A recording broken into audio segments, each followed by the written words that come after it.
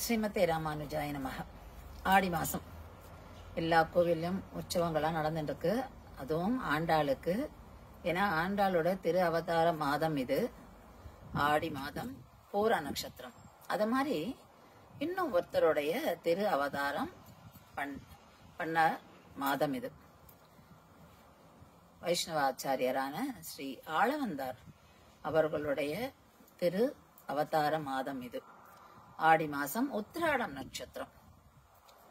இப்ப நம்ம வைஷ்ணவ ஆச்சாரியர்கள் பார்த்தோம்னா, முதல்ல பெருமாள், அதாவது பெரிய பெருமாள், அப்புறம் பெரிய பிராட்டி, அதுக்கப்புறம் சேனை முதலியார், நம்மாழ்வார், அதுக்கப்புறம் ஸ்ரீமன் நாதமுனிகள், உய்யக்கொண்டார், மணக்கால் நம்பி, அடுத்தது ஆளவந்தார். இப்படிதான் நம்மளுடைய வைஷ்ணவ பரம்பரை மணவாள மாமுனிகள் முடிய இருக்கு. இதுல ஆளவந்தாரோட திருநக்ஷத்திரம் இந்த மாசம் வருது. அவர் நமக்கு நம்ம சம்பிரதாயத்தை பத்தி நிறைய சொல்லி கொடுத்திருக்கார். அவருடைய ஸ்தோத்திர ரத்னம் என்ற தொகுப்புல நம்ம அவர் எப்படி தன்னை தாழ்மைப்படுத்தின்ற, அதாவது ஹியூமிலிட்டி அப்படின்னு சொல்றோம். அந்த ஹியூமிலிட்டி அவர்கிட்ட தான் பார்க்கணும். ஏன்னா இவர் எப்படின்னா, இவர் ஒரு ராஜாவா இருக்கார்.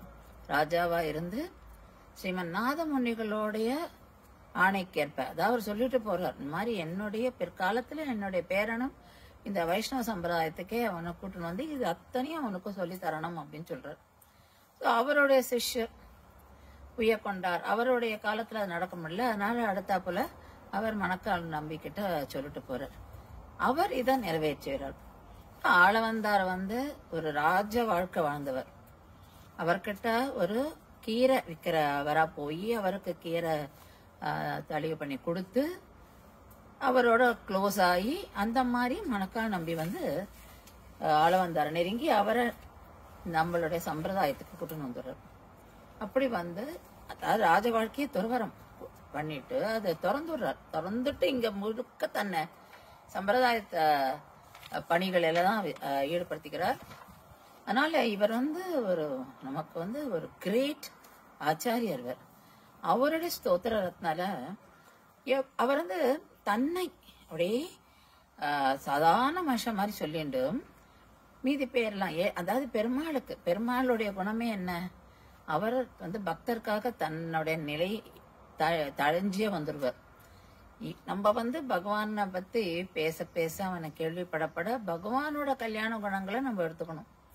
இங்க நம்ம இந்த 65 ஸ்லோகங்கள் கொண்ட ஸ்தோத்திர ரத்னத்துல பார்க்கும்போது எப்படி ஆளவந்தார் தன்னை இறக்கிண்டு இப்படி அவருடைய முதல் 3 ஸ்லோகங்கள் பார்த்தோம்னாக்கா ஸ்ரீமன் நாதமுனிகளுடைய ஏற்றத்தை சொல்வார்.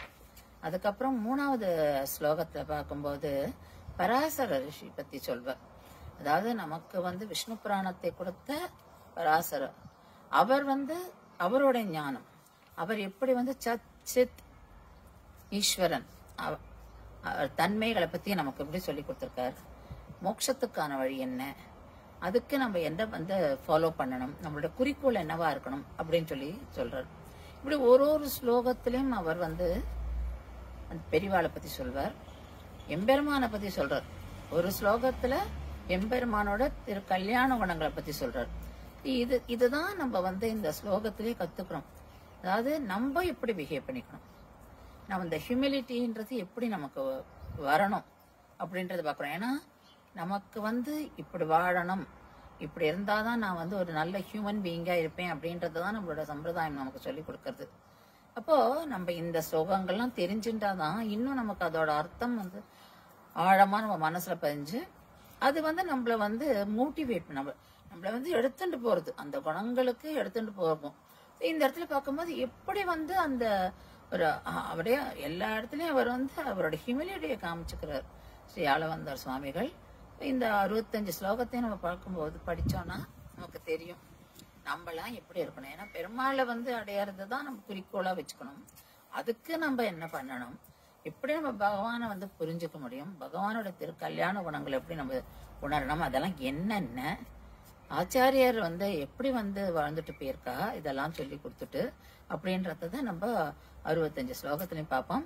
65வது ஸ்லோகத்திலையும் சொல்லும் போது தன்னுடைய தாத்தாவான ஸ்ரீ நாதமுனிகளை பத்தி புகழ்ந்து சொல்லிதான் அவர் முடிக்கிறார். அப்போ நம்ம நான் நான் நான் சொல்லாம இப்படி அந்த நானே இல்லாம அடுத்த வாழ புகழ்ந்துட்டு அடுத்த வாழ உயர்த்தி அந்த மாதிரி ஒரு மேன்மையான குணம் அவளை மேன்மைப்படுத்தி நம்மளையும் மேன்மைப்படுத்திக்கிறது எப்படின்றது ஆச்சாரியர்கள் மூலம் நம்ம தெரிஞ்சுக்கிறோம். அடுத்தது நம்ம இந்த ஸ்லோகங்கள்ல சில ஸ்லோகங்களை பார்ப்போம். அதுல என்னென்ன சொல்லியிருக்காரு அப்படின்றதையும் நம்ம பார்ப்போம். ஸ்ரீமதே ராமானுஜாய நமஹ.